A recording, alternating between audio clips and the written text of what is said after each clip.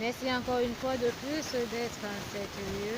Nous prions que notre cœur ait la confiance en Jésus pour que nous ayons la foi comme notre Père Joseph a eu la grâce de se donner au cœur de ce monde pour combler la mission du salut en montrant à ses frères ce qui suit aujourd'hui. C'est pour vous conserver la vie que Dieu m'a envoyé en Égypte. Ayons la confiance en Jésus pour avoir l'espérance de la mission, afin que chacun de nous ait la vie. Si notre Père Joseph, ne parviendrait pas à arriver à voir le Père Jésus, il ne pourrait pas nous conserver cette vie que nous recevons aujourd'hui.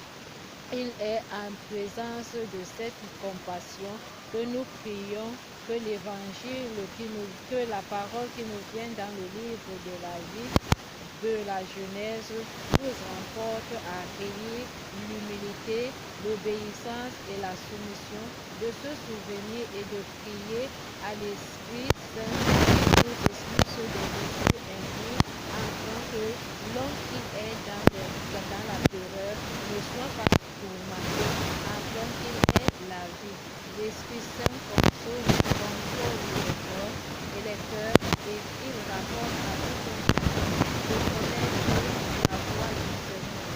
Il le demande sa grâce aujourd'hui en nous montrant la servitude qu'il a ordonnée à notre Père Joseph qui attend obtenir cette grâce. Je vous consacre dans la voie du salut en vous souvenant des merveilles que le Seigneur a faites.